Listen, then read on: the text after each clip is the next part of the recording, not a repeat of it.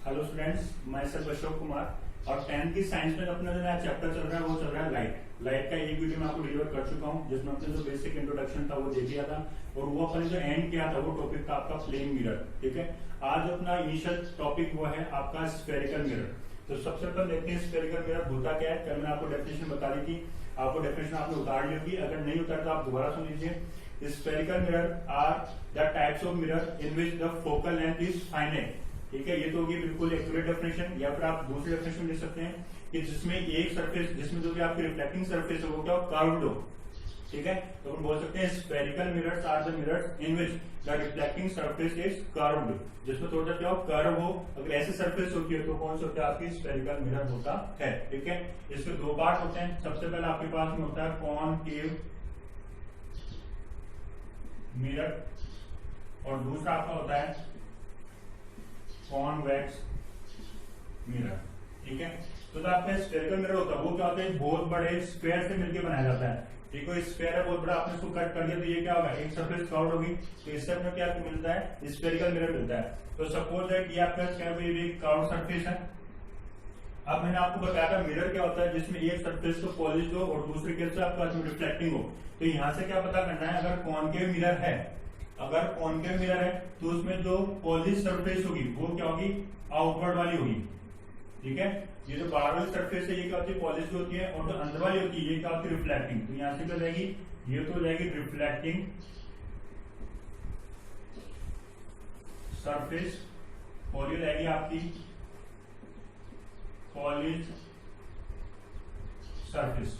अपन इसको short trick में कैसे याद रखेंगे, कॉनकेव, केव मतलब गुफा, तो गुफा के ऊपर अंदर जा सकते हैं। ठीक है, तो क्या यहाँ से खुला होना चाहिए। ठीक है, ये क्या होगा, ये जो सरफेस है, जो रिफ्लेक्टिंग सरफेस है, ये क्या होती है, इनवर्ड होती है। अपन इसके क्या बोलेंगे, concave mirror is a type of spherical mirror in which the reflecting surface is inward and the polish surface is outward. ठीक है, तो ये आउटवर्ड होगी पॉलिश और अंदर होगी आपकी रिफ्लेक्टिंग सरफेस। जो कॉन्वेक्स मिरर है इसमें क्या होगा, जो आपकी पॉलिश सरफेस होगी, ठीक है, जो पॉलिश सरफेस होगी वो तो क्या होगी, इनवर्ड होगी।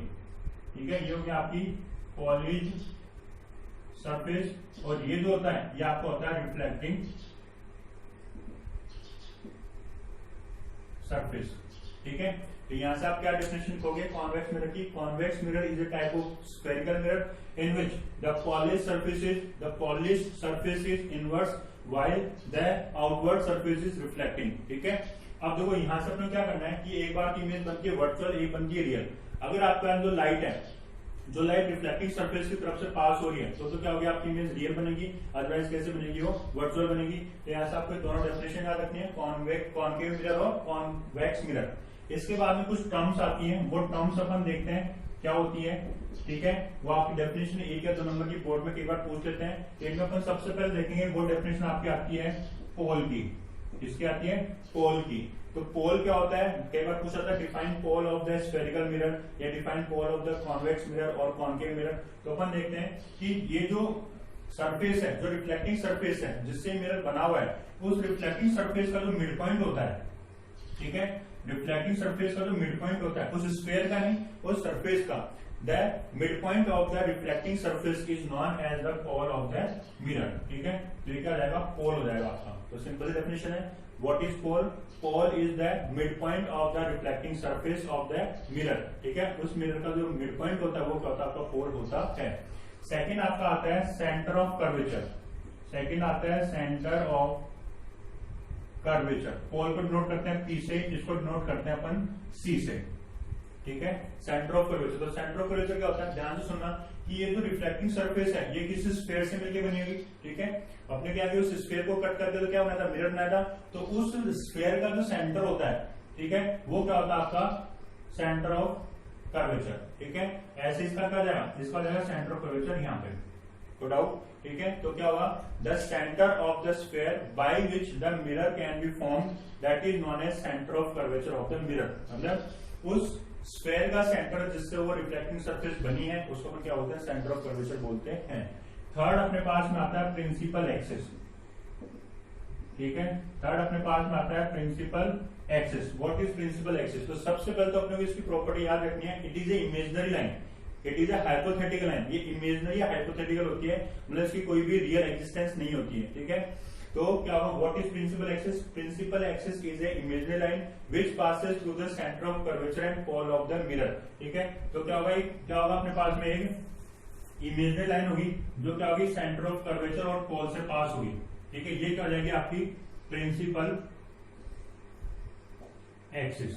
ठीक है, तो principal axis is the imaginary और hypothetical line which passes through the centre of curvature and pole of the mirror. तो यहां से पास होगी तो आपके पास क्या हो जाएगी, ऐसे पास होगी, तो ये क्या हो जाएगी आपकी प्रिंसिपल एक्सिस हो जाएगी। नेक्स्ट अपने पास में आता है, वो आता है focus.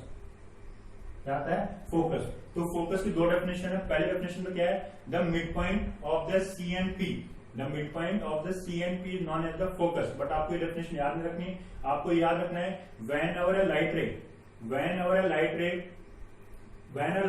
light ray propagates parallel to the principal axis, then after reflection from which point is passes, that is known as focus। इसको आप दोबारा समझो थोड़ा सा। ठीक है, सपोज दैट कोई भी एक आपके पास क्या लाइन है, एक लाइट की लाइन है, ये लाइट रे है। ठीक है, लाइट क्या है, ये प्रिंसिपल एक्सिस के पैरेलल आ रही है। ठीक है, whenever a light ray passes parallel to the principal axis, principal axis जब पैरेलल आ रही है तो रिफ्लेक्शन के बाद जिस पॉइंट से पास हुई वो क्या होता है, आपका फोकस होता है। यहाँ पे भी क्या होगा, सपोज दैट ये आपकी लाइट है, ये लाइट आपकी इधर से आएगी क्योंकि रिफ्लेक्टिंग सरफेस की तरफ लाइट आएगी, ये लाइट इधर आ रही है तो यहाँ से ऐसे आएगी, तो ये पीछे क्या होगी, सपोज टू बी मीट, जिस पॉइंट पे मिलती हुई अपने को दिखाई देगी वो क्या होता है, फोकस। तो अपन दोबारा देखते हैं, फोकस की दो डेफिनेशन है। पहले क्या है, focus is the mid point between CNP, और इसमें अपने पास क्या आ जाएगा कि whenever light ray passes through that parallel to principal axis, then after reflection from which point it passes, that is known as focus। इसके बाद में अपने पास में आता है इमेज डिस्टेंस। 6 अपने पास में आता है ऑब्जेक्ट डिस्टेंस। 7 अपने पास में आता है रेडियस ऑफ कर्वेचर, और 8 अपने पास में आता है फोकल लेंथ। ये बेसिकली आपके पास में लेंथ है तो अपन इजीली समझ लेंगे। देखो, फोकस से पोल की जो डिस्टेंस होती है, the distance between focus and pole, that is known as focal length, that is known as focal length. इसको अपन डिनोट करते हैं स्मॉल एफ से। ठीक है, the distance between centre of curvature to the pole, centre of curvature और pole के बीच की डिस्टेंस आपकी होती है रेडियस ऑफ कर्वेचर, जिसको अपन डिनोट करते हैं कैपिटल आर से। ठीक है, किससे डिनोट करते हैं, कैपिटल आर से। इसके बाद आते हैं आपकी इमेज डिस्टेंस और ऑब्जेक्ट डिस्टेंस। ऑब्जेक्ट जिसकी इमेज बनी है, तो जैसे मान लो ऑब्जेक्ट आपका है रखा है, तो ऑब्जेक्ट और पोल के बीच की जो डिस्टेंस होती है, the distance between object to the pole is known as object distance, जिसको हम बोलते हैं U, और जिसकी इमेज बनेगी, इमेज और पोल के बीच की डिस्टेंस आपकी होती है V। ठीक है, तो और इन सब की जो SI यूनिट होती है वो क्या होती है, आपकी मीटर होती है। तो आपको क्या करना है, इन सब डेफिनेशंस को उतारना है और उनको याद रखना है। अब इस वीडियो के एंड में अपन लास्ट टॉपिक देखेंगे, रे डायग्राम ऑफ मिरर्स।